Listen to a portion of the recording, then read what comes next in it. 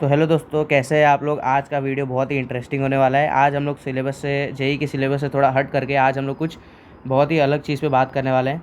आज आपके सामने जो आपको एक इक्वेशन दिख रही है वो मतलब कुछ बच्चों को पता होगा कि ये रामानुजन ने डिस्कवर किया था। बहुत ही डीप मैथमेटिक्स में घुस करके उन्होंने कैसे न कैसे करके इस चीज़ को डिराइव किया था कि जो समेशन होता है, जो मतलब ये जो चीज़ है इसका वैल्यू, मतलब अगर आप इसको एस बोलते हैं 1+2+3 सो ऑन टू इन्फिनिटी, इसकी वैल्यू उन्होंने बोली थी -1/12 होता है। ठीक है, ऐसा कुछ उन्होंने बोला था।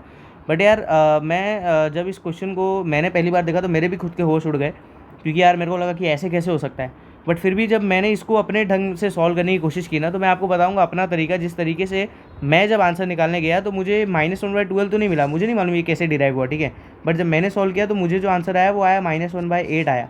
ठीक है, मैं उसका सोल्यूशन आपको अभी बताऊंगा। और जब मैंने खुद से सॉल्व किया उसके बाद जब मैंने वेब पे भी सर्च किया ना, तो मेरे को लगा ऐसा कि हाँ, और भी कुछ लोगों ने मतलब -1/8 ऐसा डाला है। बट कोई बात नहीं, मैं आज आपको बताऊंगा कि -1/8 कैसे पॉसिबल है। और कहीं ना कहीं मैं इसके बारे में प्रूफ नहीं जानता भाई। रामानुजन जो थे वो तो बहुत बड़े मैथमेटिशियन थे, हम तो उनके आगे कुछ भी नहीं। बट फिर भी मुझे ऐसा लगता है कि यार अगर इसका आंसर -1/8 अगर आ रहा है तो फिर इसका आंसर ये नहीं होना चाहिए ना, मुझे ऐसा लगता है। ठीक है, तो हम लोग सॉल्व करते हैं, डिस्कस करते हैं कि भैया कैसे मतलब इसका सोल्यूशन जो था, इतनी बड़ी चीज़ है ये। मतलब आप सोचो कि आप इनफाइनाइट, मतलब मैं आपको बोलूँ कि मैं आपको 1 रुपये दूँ, फिर मैं आपको अगले ही पल 2 रुपये दूँ, फिर 3 रुपये दूँ, ऐसे करते करते मैं आपको 1 करोड़ दूँ, 2 करोड़ दूँ, 3 करोड़ दूँ, इनफाइनाइट दे दूँ। तो आप बोलोगे यार आप तो उधार में चले गए। माइनस मतलब क्या, आप तो मतलब आपने मुझे -1/12 रुपीज़ दे दी, ऐसा कैसे हो सकता है। समझ रहे हो, इसका मतलब जो -1/12 की मतलब आपने उधार दे दिया ना मेरे को।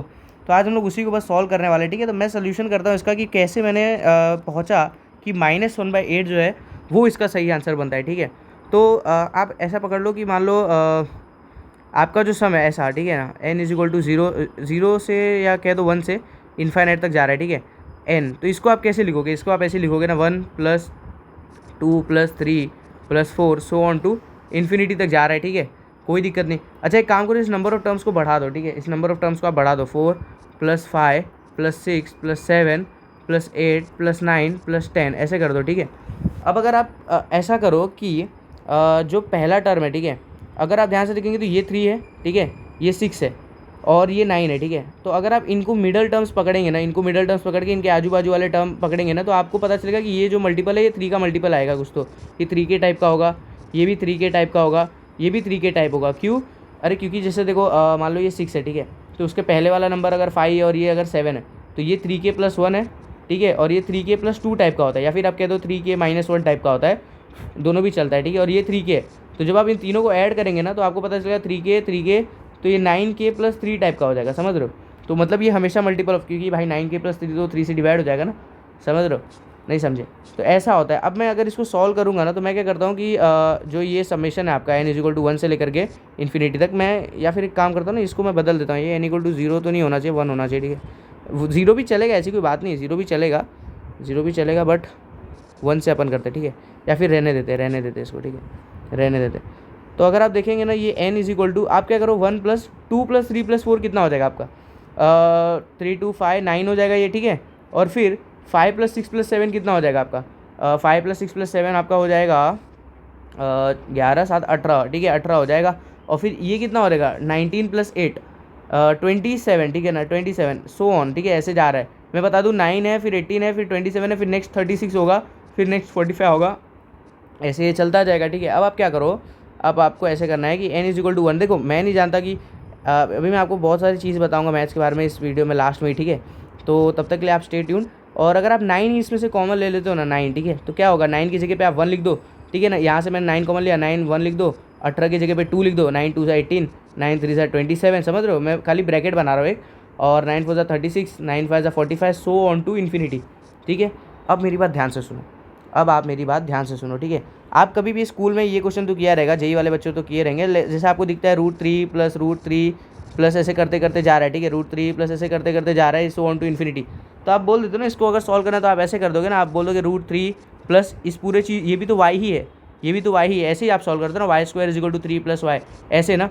तो सेम चीज़ मैं यहाँ पर भी इस्तेमाल करने जा रहा हूँ। क्या सेम चीज़ मैं यहाँ पर भी इस्तेमाल करने जा रहा हूँ। मैं क्या बोलूँगा कि ये जो समेशन है n का, n = 1 से लेकर के इन्फिनिटी तक, इसको मैं 1 + 9। अब आप ये देखेंगे ना, ये 1 + 2 + 3, ये तो वही चीज़ है क्या, ये तो यही वाली चीज़ है ना। देखो ध्यान से, ये तो यही वाली चीज़ है, ये तो सेम चीज़ आ गया ना, ये तो यही है ना। मतलब आपका ये क्या था, देखो ये जो पूरी चीज़ है इन्फाइनाइट तक, ये जो पूरी चीज़ है इन्फाइनाइट तक, ये भी तो वही चीज़ बन रही है ना।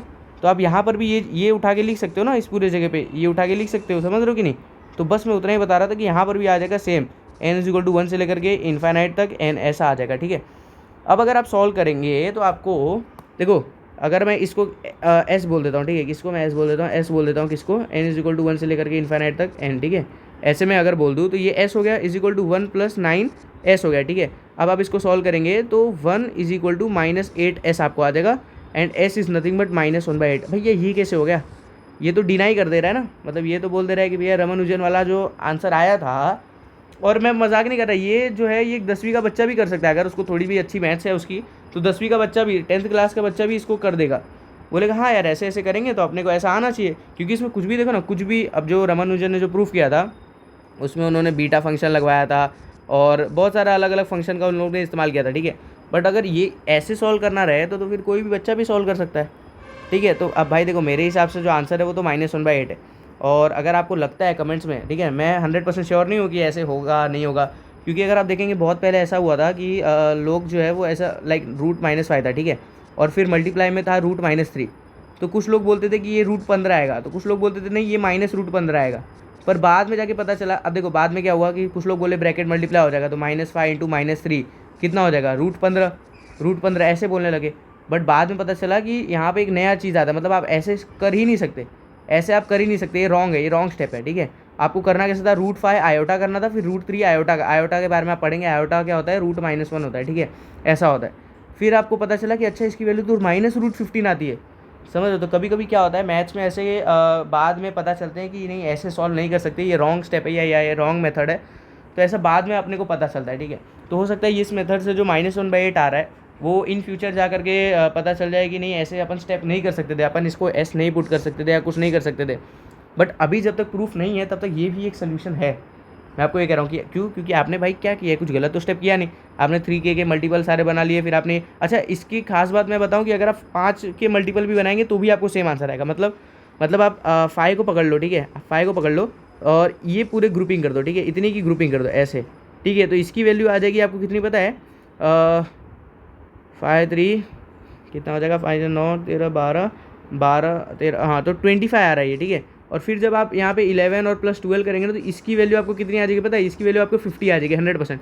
फिर आप 25 कॉमन लोगे तो आप वापस करोगे 1, देखो मैं बता देता हूँ, एक बार मैं आपको बता देता हूँ, ठीक है।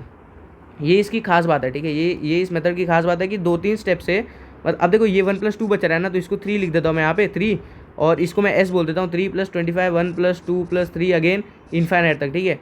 तो s is nothing but 3 + 25 times s आ जाएगा, ऐसा कुछ आपको आ जाएगा। और फिर आप क्या कर दोगे कि भैया ये s है और ये भी s है ना, तो -24 s is equal to 3, so s is coming out again -3/24 -1/8। समझ रहे हो, मैंने आपको एक अलग मेथड से भी बता दिया कि -1/8 कैसे पॉसिबल है। देखो मैं नहीं जानता इसका एक्चुअल प्रूफ क्या है, ठीक है, और ना मैं इसको प्रूफ कर सकता हूँ, लेकिन मैं एक चीज़ जो मैं प्रूफ कर सकता हूँ वो ये प्रूफ कर सकता हूँ, ठीक है। तो मेरे हिसाब से इसका आंसर ये होना चाहिए।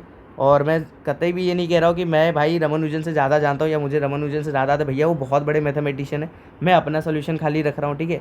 तो अगर आपको कुछ भी फ्लॉ लग रहा है या कुछ भी गड़बड़ी लग रहा है तो आप ज़रूर से कमेंट बॉक्स में जो है मेरे को कमेंट कर देना, ठीक है। तो आज पहली बार मैंने ऐसा कुछ नया अलग वीडियो बनाया, मोस्टली मैं जेई मेंस और जेई एडवांस पर ही वीडियो बनाता था, बट आज मैंने कुछ अलग बनाया। तो बस यार थैंक यू गाइस, मिलते हैं आपसे जो है नेक्स्ट वीडियो पे। Do like share and subscribe, ठीक है।